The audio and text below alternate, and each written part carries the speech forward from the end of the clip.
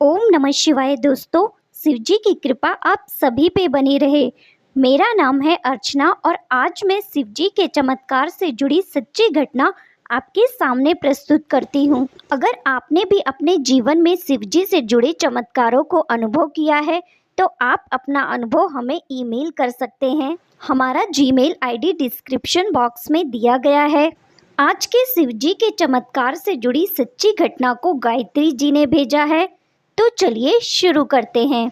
मेरा नाम है गायत्री और मैं झांसी में रहती हूँ। मेरी फैमिली में मेरे 2 बेटे और मेरे पति हैं। एक दिन मेरे छोटे बेटे के पेट में अचानक बहुत दर्द हुआ। हमें लगा कि आजकल के बच्चे बाहर का खाना ज़्यादा पसंद करते हैं, तो कुछ ऐसा वैसा खा लिया होगा जिसकी वजह से दर्द हो रहा होगा। तो हमने उसे एक पास के ही डॉक्टर के पास जाकर दवाई दिलवाई। 1-2 दिन तो दर्द ठीक रहा, मगर अचानक फिर से बहुत ज़्यादा दर्द होने लगा। फिर हम उसे हॉस्पिटल ले गए और चेकअप करवाने पर पता चला कि उसके पेट में गांठ है और जिसका ऑपरेशन करा के चेक करना पड़ेगा कि ये कहीं कैंसर की गांठ तो नहीं है। ऐसा सुनते ही हम तीनों लोग बहुत परेशान हो गए। मैं पहले से ही कान्हा जी और माता रानी पे बहुत श्रद्धा रखती हूँ। मैं कान्हा जी और माता रानी के सामने बैठकर प्रार्थना करने लगी कि मेरा बेटा जल्द ही ठीक हो जाए। तभी मेरी चाची सास आई और पूछने लगी कि मोहित को क्या हुआ। मोहित के पापा ने उन्हें सब बताया। फिर चाची ने हमसे कहा कि तुम लोग सीहोर जाकर वहां से रुद्राक्ष लेकर आओ। रुद्राक्ष को रात भर पानी में छोड़कर और उसी जल को शिवजी पर अर्पित करके लाकर मोहित को उसे डेली पिलाओ। वो डेली प्रदीप मिश्रा जी की शिव महापुराण की कथा सुनती थी, जिसमें उन्होंने रुद्राक्ष के महत्व के बारे में देखा था। इतना सुनते ही हम लोग तर्क वितर्क ना करते हुए सीहोर जाने को तैयार हो गए और वहां से रुद्राक्ष लेकर आए। फिर मेरे सास के कहने के अनुसार मैंने हर दिन मोहित को वो जल देना शुरू किया।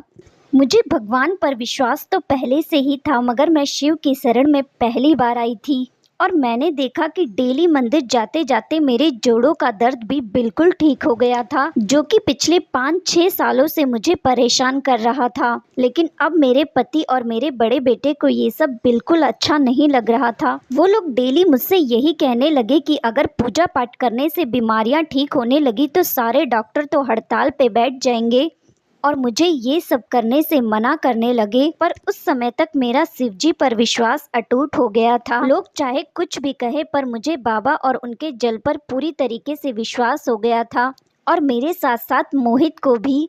सबके मना करने पर भी मैंने मोहित को जल देना जारी रखा।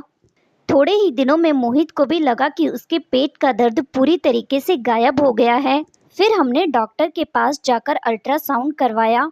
तब हमारे साथ साथ डॉक्टर भी हैरान रह गए, क्योंकि मोहित के पेट में कोई भी गांठ नहीं निकली। हॉस्पिटल से आते ही हम चारों बाबा के मंदिर गए और उन्हें बहुत धन्यवाद किया। और अब तो हम चारों की सुबह की शुरुआत तो बाबा का नाम लेकर ही होती है। वैसे तो जब चाची ने मुझे ये सब कहा था तो पहली बार मुझे भी यकीन नहीं हुआ था कि रुद्राक्ष के जल से इतना बड़ा चमत्कार भी हो सकता है। पर उस समय मैं अपने बेटे को ठीक करने के लिए कुछ भी करने को तैयार थी, इसलिए मैं रुद्राक्ष लाने चली गई थी। पर जब मैंने डेली मंदिर जाना शुरू किया तब धीरे धीरे मेरा विश्वास अपने आप ही बढ़ता गया। वो कहते हैं ना, समुद्र में उतर कर ही समुद्र की गहराई का पता चलता है। वैसे ही बाबा की भक्ति में लीन होने पर मुझे पता चला कि बाबा की भक्ति में कितना रस है। ओम नमः शिवाय, ओम नमः शिवाय।